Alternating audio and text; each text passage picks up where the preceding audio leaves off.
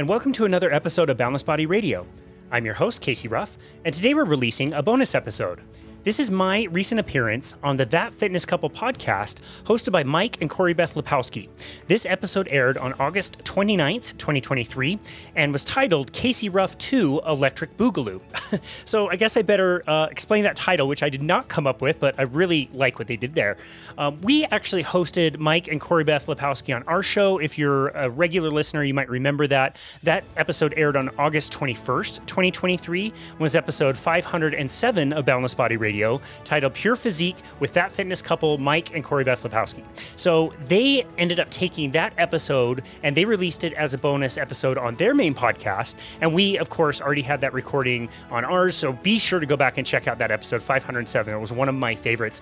These guys are awesome. I'm so glad I came across them. You'll hear in this episode, we jive on a lot of the same things about nutrition and workouts and how we train our clients, how our thinking has evolved on certain things in quite a while. I really love the style of their podcast as well. They do such a great job hosting, both of them asking really great questions and talking to each other as well. So as always, be sure to go follow them on Apple Podcasts and leave them a rating and review. I don't think you'd be disappointed to listen to their show. They do such a great job. You can also follow them on Instagram. I will have all of that in the show notes. And without further ado, here is my recent appearance on the That Fitness Couple podcast.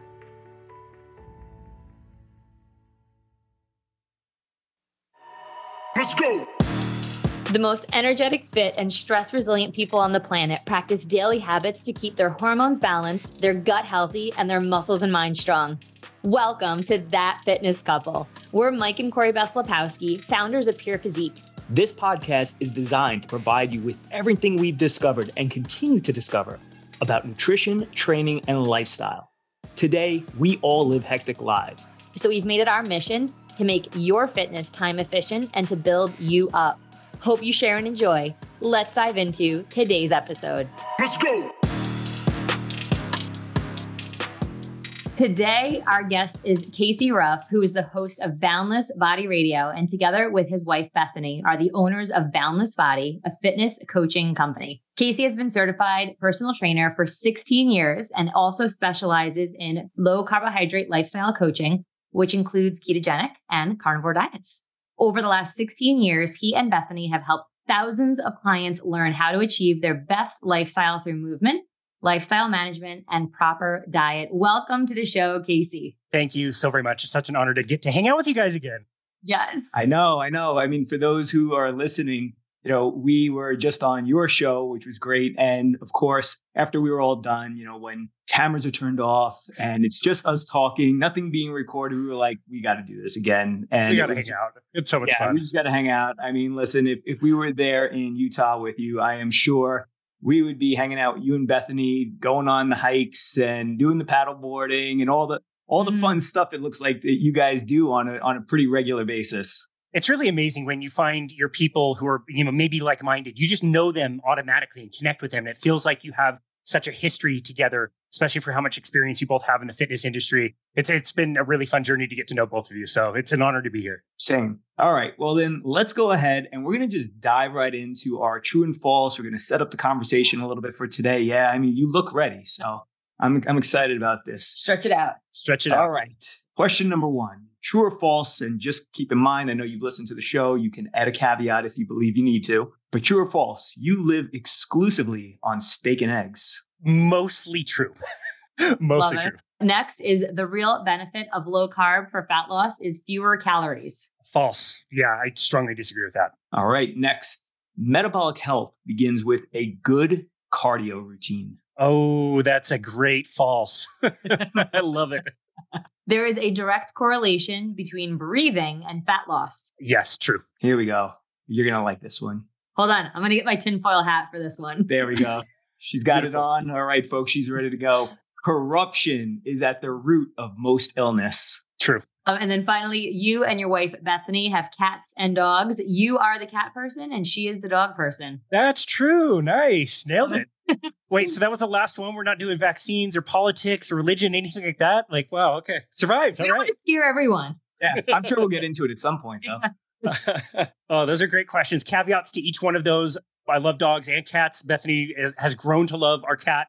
And so, yeah, and caveats to the other questions as well. But generally speaking, that's where I'll go with. All right, awesome. Well, why don't we just first dive in? Let's give the audience a little bit idea of who you are. What is your background? I mean, how did you arrive here? Yeah, for sure. So basically, I was always interested in fitness, but was kind of the chubby kid growing up. I played ice hockey and eventually got into cycling. I was the nerd who, when they learned how to lift weights or whatever, I would have like the posters on the wall with like the different lifts and things to do. And I bought a cheap weight set and always loved that stuff. I also loved heart rate monitors. So I did a lot of heart rate training as I was doing my cycling.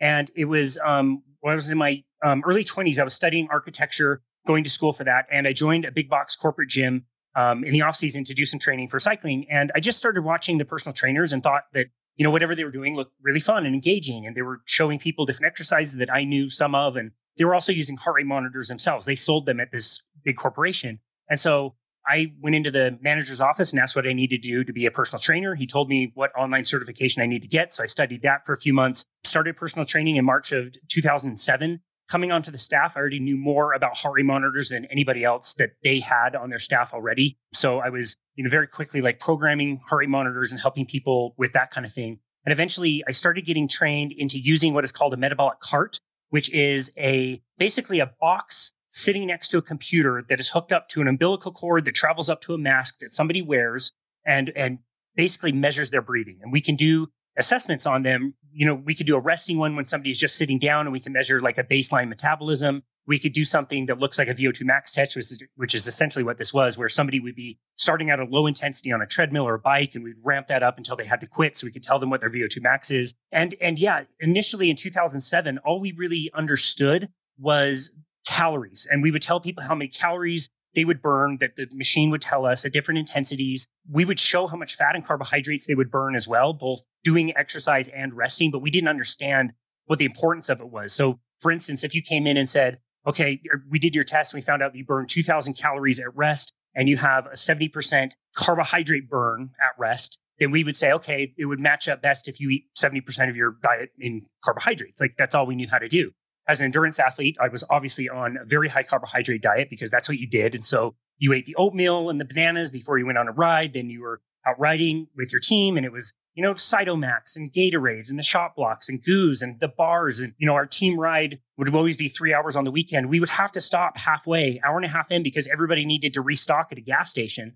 So I'd buy those, like, I can't remember what they're called, Sycamore double chocolate cookies. And I'd throw those down 2 by 2, like, and yeah, my stomach would hurt. And I did okay cycling, but it wasn't until much later that we learned how to manipulate, in particular, fat burning by changing the diet, which to me was insane. Like we had this call in 2012 where we were hearing from this coach working with world-class triathletes, but these triathletes were eating like 60 or 70 calories per hour, competing at the highest level, which was like hundreds of calories less than I would be eating. And they would be going far longer than I would. And it just blew my mind to learn that these athletes were eating bacon and cream and butter. And it was just so crazy to eventually come to the understanding of, yeah, we can change the amount of fat that somebody burns and we can reduce the amount of carbohydrates that somebody burns. And that's really important if you understand how we store those two energy sources in our body. Like you can store such a limited finite amount of carbohydrate in your body. You can only store it in the liver. You can store it in the muscles. But for most females, depending on muscle mass, that could be like 1,500 calories. For most men, depending on muscle mass, that might be 2,000 calories. It might be a little higher or lower, but it gives you the example that that is a very finite energy source that is going to run out, which is why endurance athletes in particular bonk. And maybe your listeners, if they did a super hard workout, went a little bit too long, didn't have enough fuel, and all of a sudden they run out of energy like a car runs out of gas, they understand what that is. That's just running out of sugar. But at the same time, you can store tens of thousands or hundreds of thousands of calories of fat. And if you just teach yourself to use that as the resource, that's a seemingly unlimited amount of fuel that you can use for hours and hours and hours without really running out. So that's kind of what got me into the low carbohydrate space to begin with, was using these metabolic carts and understanding how we could change people's metabolic rates. I'm fascinated by the metabolic carts. And I'll be honest, until I heard you talking about that, I had never heard of that. I've never heard the term metabolic cart. And I thought it was so interesting. And, you know, you started to allude to it when you were testing these people and you were coming up with, hey, this is your resting metabolic rate and this and that. Like, where did that lead in terms of some of your recommendations? I mean, you made mention of, you know, this many calories and this percent of of food from carbohydrates versus fats and proteins. But how did that work out in practical terms when they went and put that into practice? Yeah, that's a great question. So in the beginning, again, it was all calories that we understood. So we also knew that if you ate less than whatever your resting metabolic rate was, that your resting metabolic rate would reduce. We learned that pretty quick. Like people that had done severely calorie restricted diets, usually paired with lots of calorie burning in the gym, we would expect that their metabolic rate would be suppressed. It would be lower than what we would expect for that person. But we would also have these like sliders where we would say, okay, here's your resting metabolic rate. Let's slide this up based on your activity level day to day, whether you're sitting in an office all day or whether you're shucking boxes at UPS, we can move that up or down. How many calories would you like to work out? Let's slide that up or down. And then we'll go over to the intake of the calories that you're taking in. How much weight would you like to lose? 1 pound? Okay, great. Let's either increase the exercise by 500 or let's reduce the food by 500. Let's, or some combination of the two. And 500 calories multiplied by 7 days is 3,500, which ironically is 1 pound of fat. And so that person would just go away knowing that they were going to lose 1 pound every single week for as many weeks as they had to lose in a very linear, even fashion until they got to their goal. You guys are smiling right now because that doesn't work. It doesn't work. But we didn't understand that. And so we did the thing that like Jason Fung talks about all the time. We blame the victim. Like, wow, you guys really suck at following our advice. As far as the composition of the diet, standard stuff. Like you're a personal trainer. You've done this long enough. And so you know this stuff.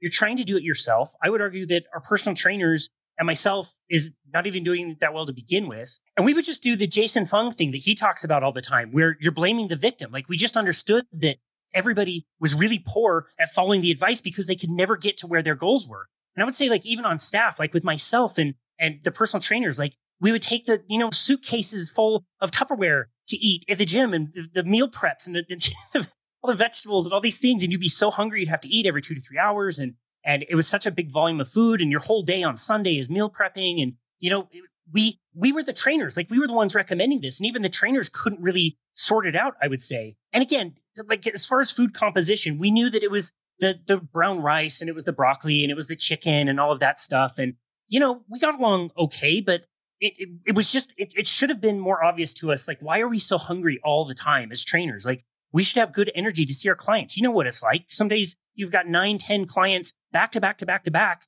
And it sucks to have to like take a break to go eat your granola bar or whatever you have in between clients because you're so hungry. So that's kind of the way it was in the beginning.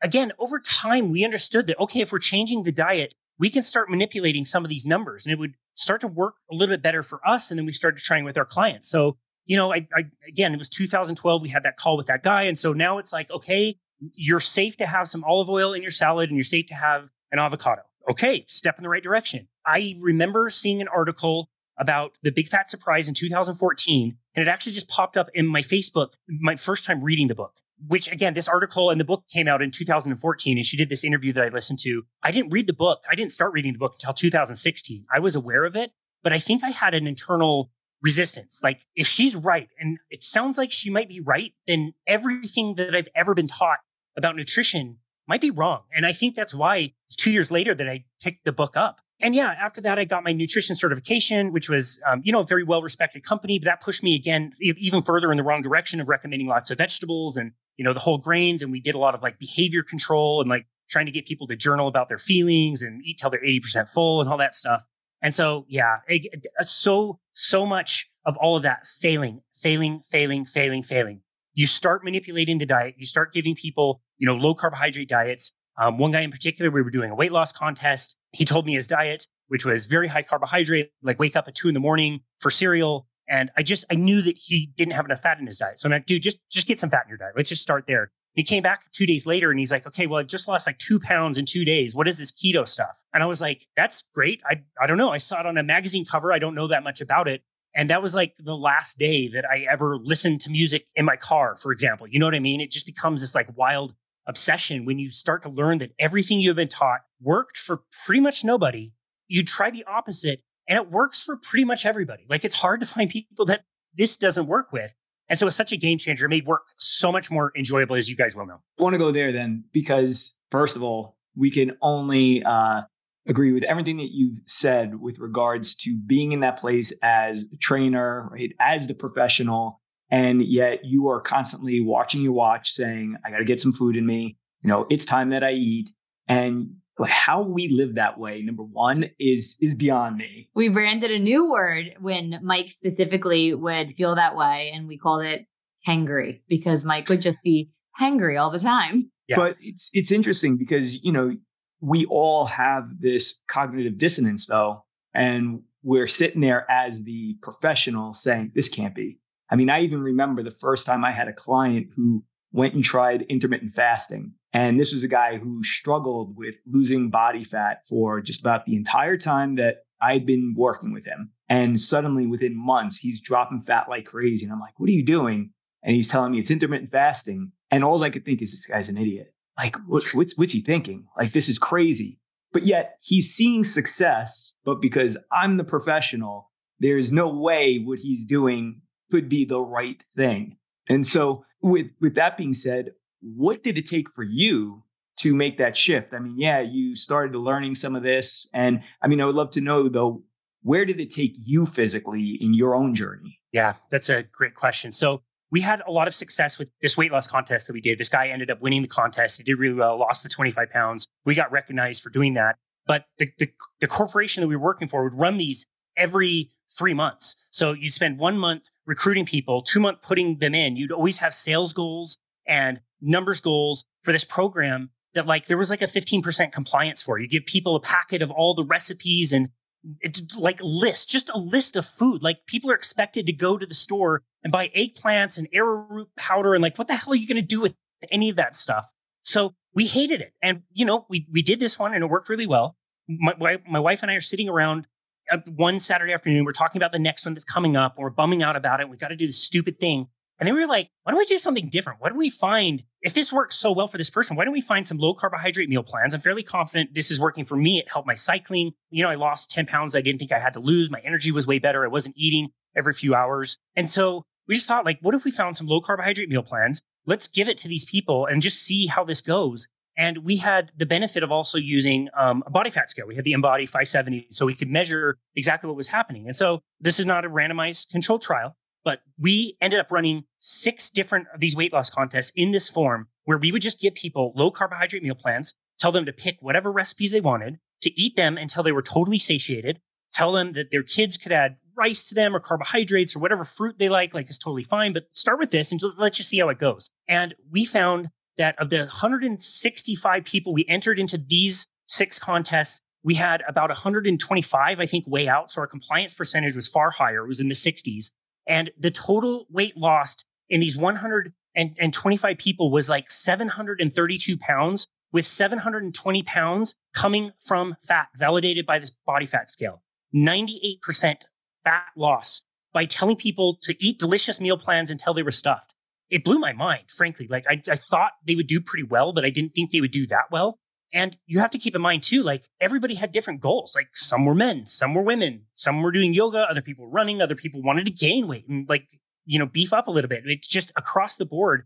It just worked so well for people. And the other thing that really shifted the way I looked at all of this was something you said, intermittent fasting. This one broke my brain. It took me a long time to really understand this. So we noticed when people went low carbohydrate or ketogenic that when I was using those metabolic carts, we would see their metabolic rate rise just a little bit. It would at least be like a little bit better than it normally would be. And that their fat burn percentage would be higher. So their bodies would naturally be doing what it should be doing, particularly at rest and burning a lot of fat. So we noticed that with keto. But with intermittent fasting, one guy in particular, his metabolic rate should have been 1,950 calories. He does intermittent fasting. He feels really great. He comes in to do this test, comes back 2,600 calories. So 650 calories higher than what it should have been at like a 80 or 85% fat burn.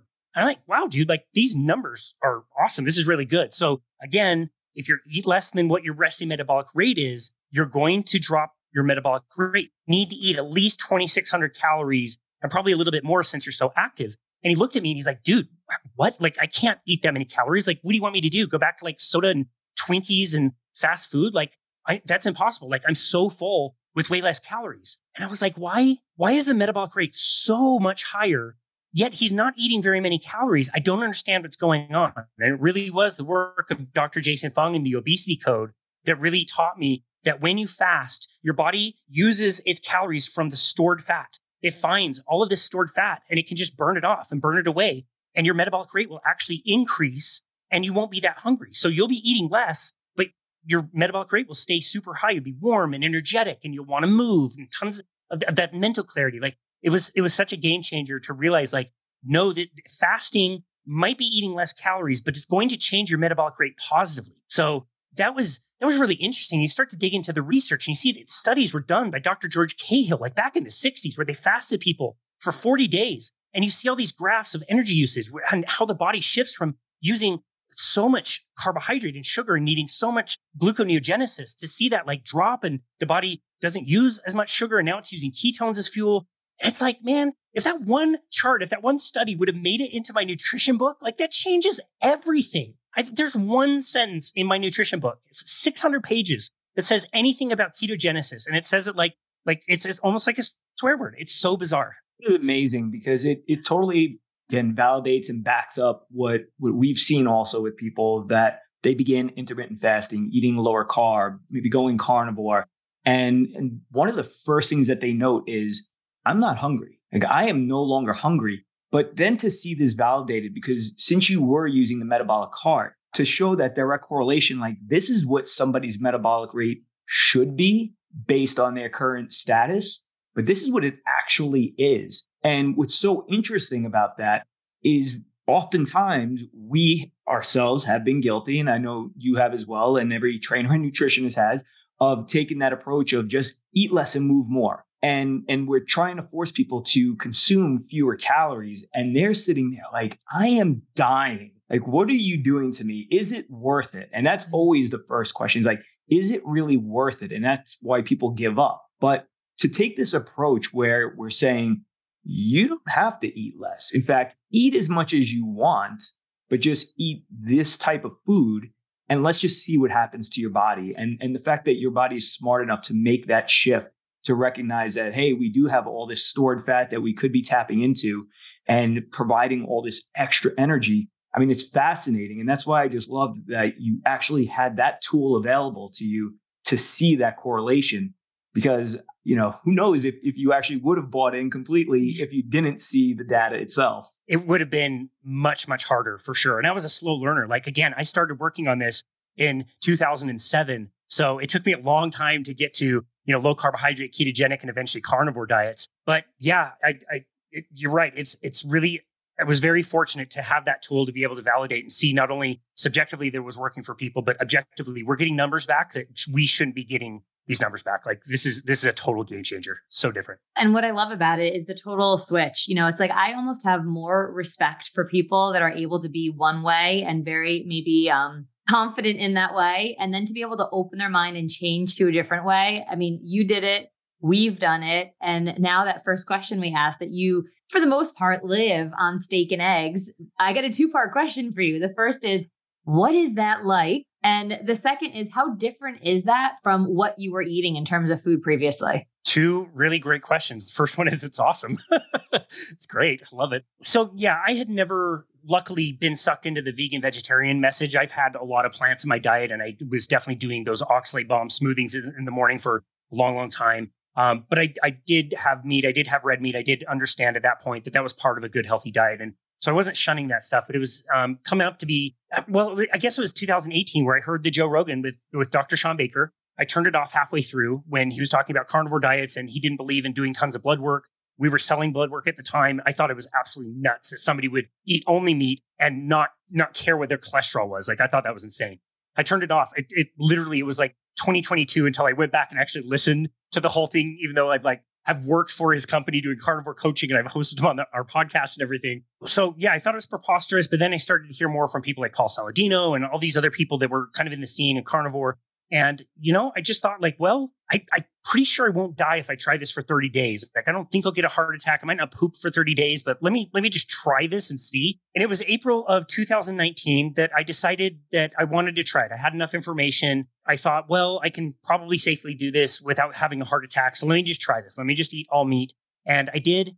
And you have the weight loss and you have the, I had some negative things in the beginning, like my digestion definitely was not great for the first 4 or 5 weeks or whatever.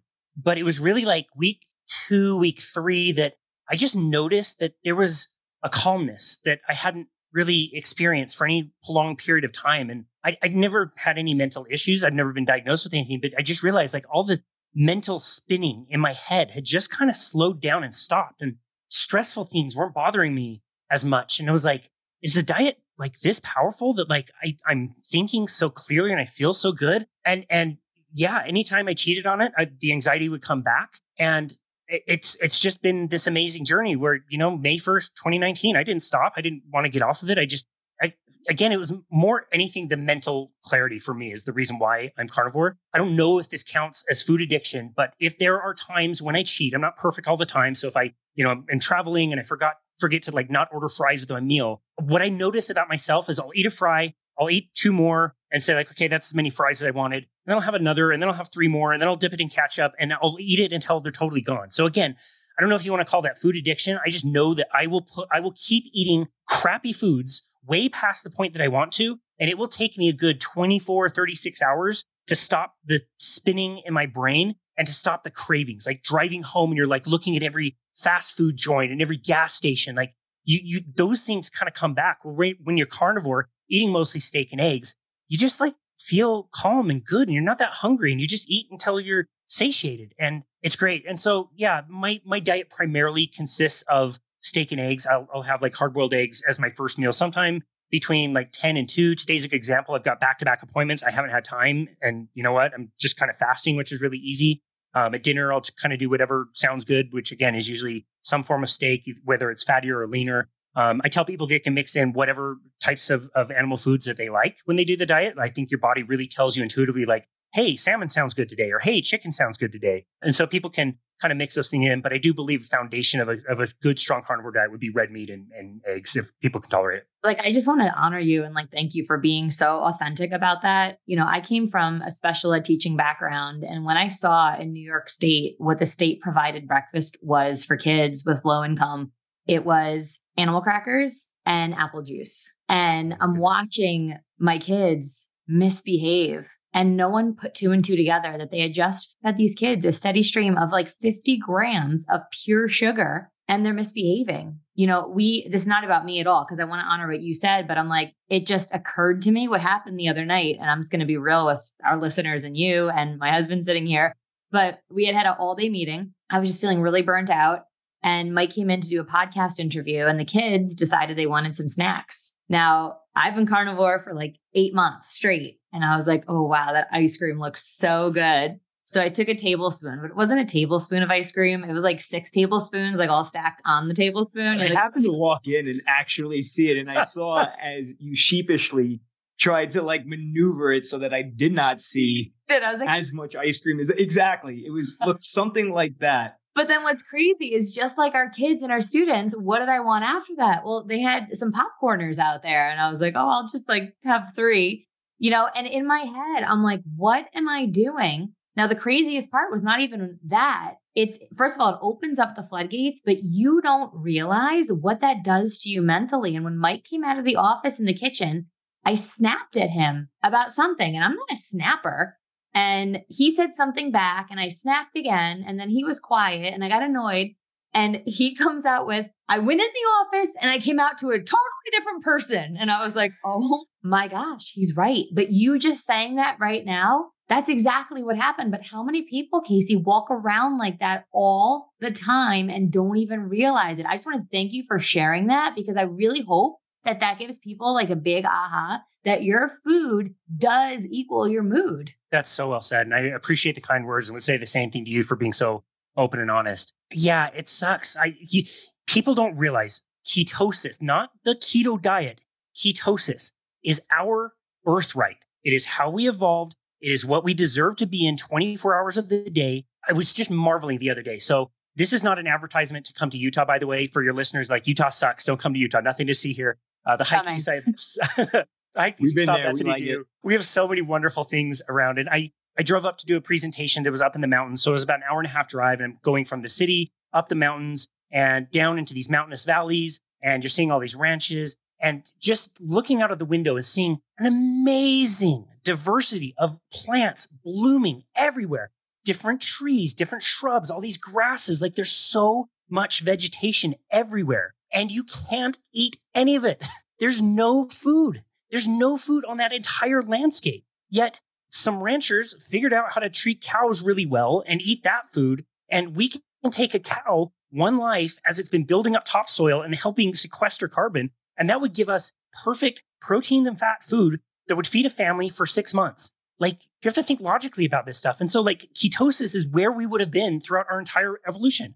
And that's what makes our brains function. And food is mood. I love that. That's where the calmness comes from. That's where we have this, like, it's like this savage mindset. And it's not like being a jerk. It's like you're hunting. You've got energy. You're ready to go. You're alert. You're like, you can go do stuff. And that's what we should be in. And to think that, like you said, most people out there probably will go their entire lives without spending one single minute in ketosis because they're in what is called, I'm going to use a term that I stole from Dr. Dave Champion, glucosis. They're in a state of sugar burning where they're running sugar through the liver where it should not be going and producing way too much blood sugar that can't be stored because we have that finite amount of sugar. So we're storing fat like crazy, ruining our liver, getting fat, getting diabetic. It sucks. And that's the way everybody is going. And I'll bet both of you could probably relate to how I grew up. Like, I grew up that way, that same way. You eat the cereal and skim milk before class. You fall asleep in first period. You eat the crappy lunch. You fall asleep after lunch. Like, to think that people like you and your kids will have this whole different life and lifestyle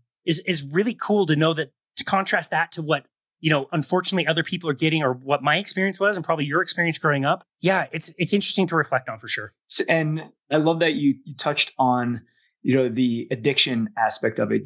I think you're dead on. I think if anything, going carnivore or being really low carb and getting yourself into ketosis, it highlights how addictive food is. Because I know that for myself, I've had the experience also in the past few months where just a taste of something here or there, that's it, just a taste. Not 6 tablespoons of ice cream. Not 6 tablespoons. But I am so conscious of the dopamine hit. And I'm like, whoa, I get it. It's like that drug addict who has that first hit of heroin, that first line of cocaine. I mean, you can never get back to that. And that's the other thing people don't realize is that, every time that you engage in that addictive behavior, you're killing these D2 receptors and, you're never going to have that kind of hit again.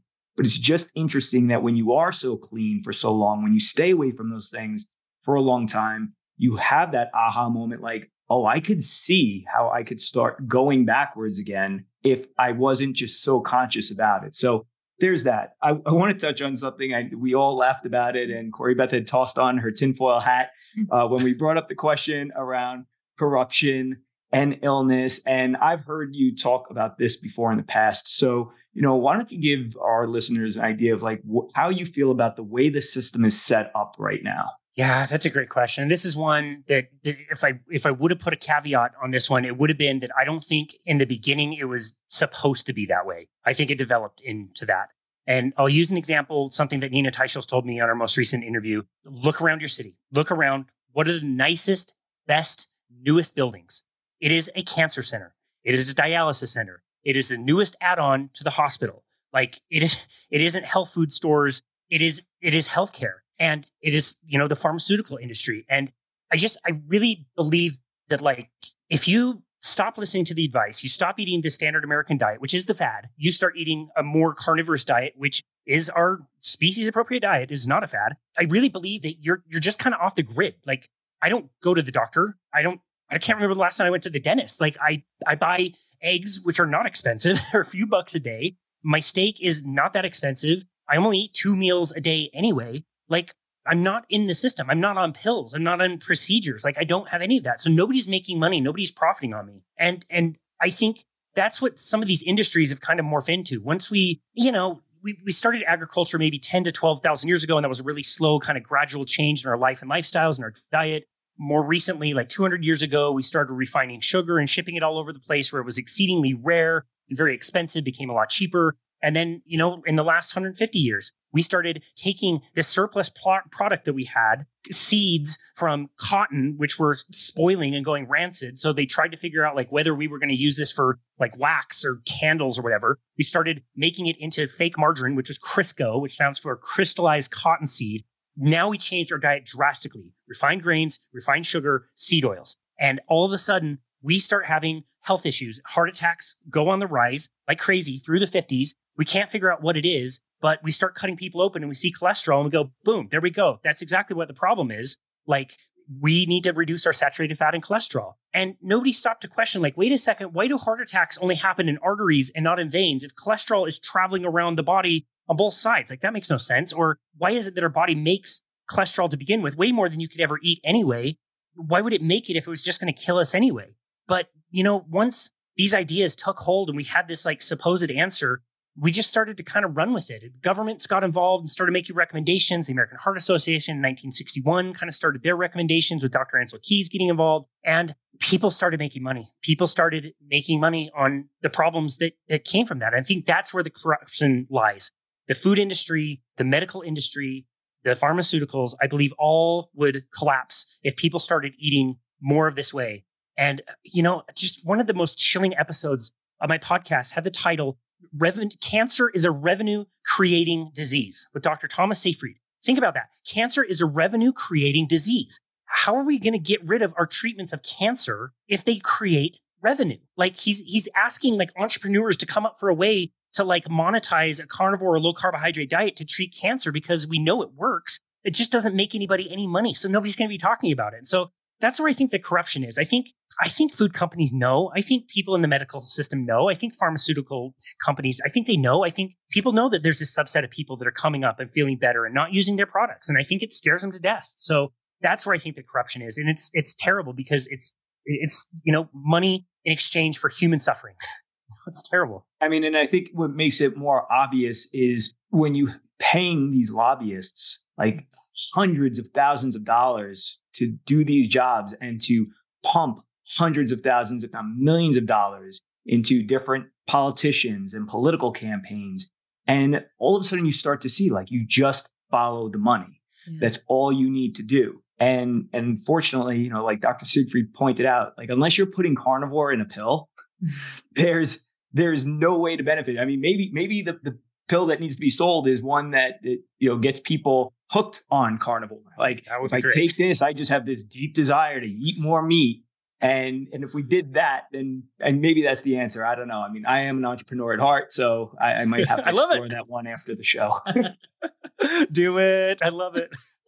There's so many ways to go here. And like, I do just want to hone in on that for one more moment. And I think the saddest thing is seeing a lot of these adult diseases seep into childhood, and that personally is where I'm so passionate. So I do believe that, you said before we got on this episode, we were just, bantering back and forth. You said that this next generation, like you have a lot of hope in them. We have a lot of hope in this next generation, because they are savvy. They do get it. They are smart. They're kind of picking up on things. And so I do think that there is great hope. And that's why I think this interview, with you, Casey, and so many other people that are doing this good work, we're not making any money off of this. It's like when people are not like, enough, at least. They're like, exactly. You want me to eat steak?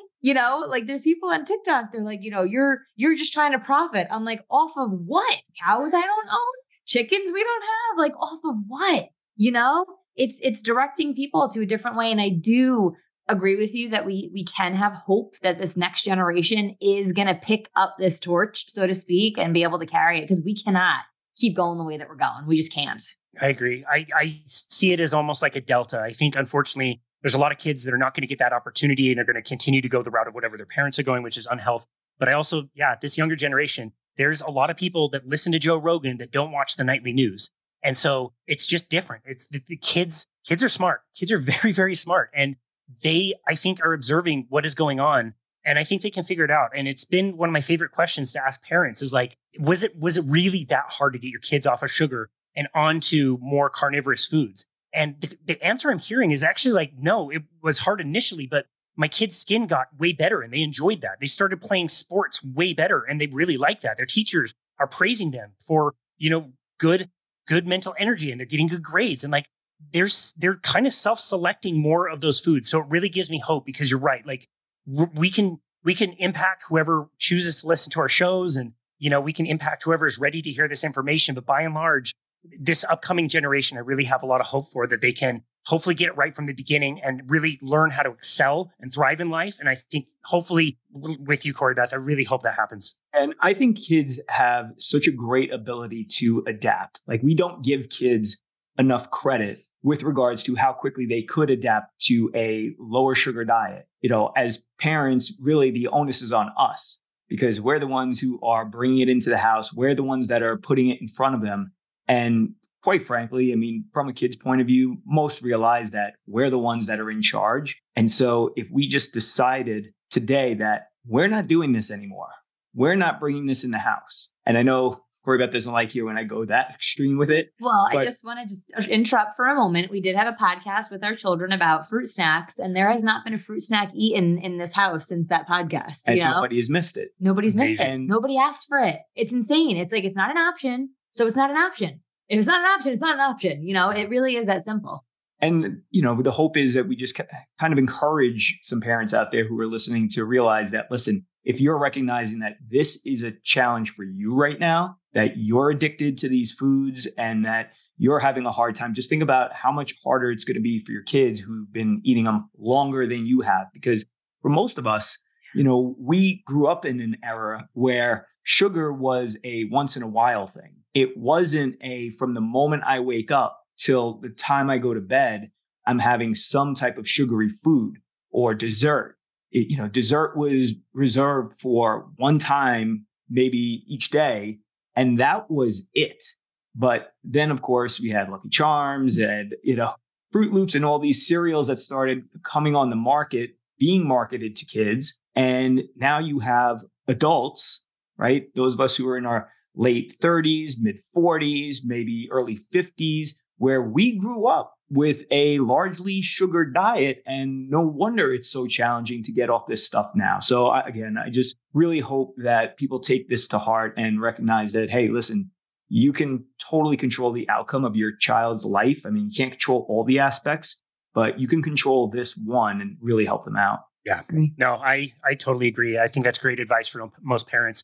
I mean, even my grandma at age 85, her diabetes was coming back. She stopped buying candy again and she lost like 50 pounds and she's not diabetic anymore. It's little things like that. I think that's really great advice. It's something simple that everybody can do. And it's amazing to hear that your kids don't even miss the fruit snacks. It's happy. Well, we got to get into this other true or false question. And that is that there's direct correlation between breathing and fat loss. You got to wrap us up with this one because I know people are dying to know. Breathing and fat loss. Well, I guess I can take this two ways and say that the metabolic cart was the way we were measuring breathing to determine somebody's fat burning. And so literally the way that you lose fat is largely exhaling it. And so that's how we were able to even measure that. So I think it's related in that way. And I do also think that learning how to properly breathe and do nasal breathing is a wonderful way to teach your body to be in a more parasympathetic state when it needs to be. And that alone puts you in a better fat burning state where it should be. And so I was really encouraged to see, it was, I guess, like the top tennis player in the world was warming up the other day and she had a piece of mouth tape on for either her warm up or her training. And it's like, wow, that's awesome. The message is getting out there that people need to learn how to breathe in a certain way. So I really do believe that. And I do believe it can be a powerful tool to kind of reset stress and whatever technique it is, whether you're doing timed breathing or whatever, just really understanding and appreciating the power of breathing in and out through your mouth, through your nose and not through your mouth. I do think it can help with fat burning. I think that's an objective thing to say. And there's some people that are doing wonderful work in the space of breathing, like Patrick McEwen, who's writing about these kinds of things. And so, yeah, in both of those contexts, I say that breathing properly and fat burning, I think, go hand in hand. Love that. Well, gosh, Casey, it was such an absolute pleasure having you. I kind of feel like we got to do this again. So I'm sure we're not done. We're not done. We got to get that set up. You're convinced us to come back to Utah. We're going to come and visit with the kids. Sans fruit snacks. We're going to go paddleboarding, have a great time. That sounds great. You guys are welcome. Not everybody else. Thanks. Lastly, we're going to drop all your information in the show notes. What is the best way for people to find you? Well, thank you very much. It's so great to hang out with you both. And it's such a great conversation. I don't know how you two pull off like hosting as well as you do back and forth. You do a great job.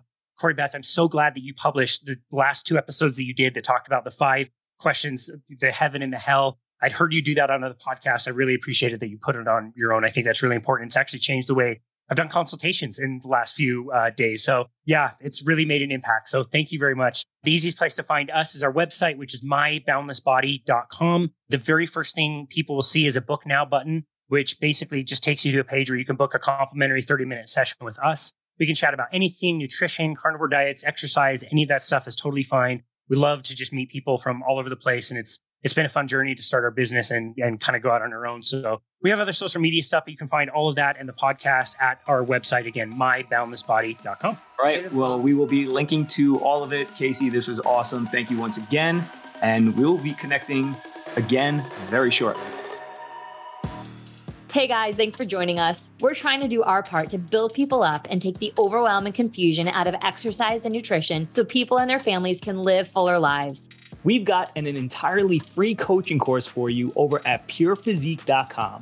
So head over and share it with your friends. And because we do the show entirely free and without sponsors, we'd super appreciate it if you would leave us a 5-star review, share this podcast with friends and on social, and be sure to tag us. We'd love to know what you discovered today and how this information impacts you. Let's go.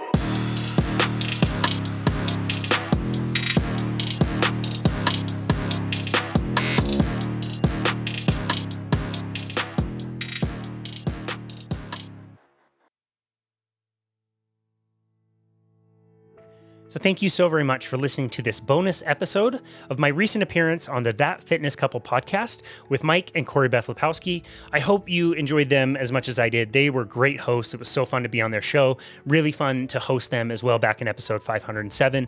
As I mentioned earlier, everything is linked in the show notes, so you can find the episode that we did together. You can also find their links to go to their podcast and also their Instagram pages. So really encourage you to do that. And as always, if you wouldn't mind, please give us a rating or review. Apple Podcasts is the best place to be able to do that. That's where there is the most impact. And as always, thank you so very much for listening to Boundless Body Radio.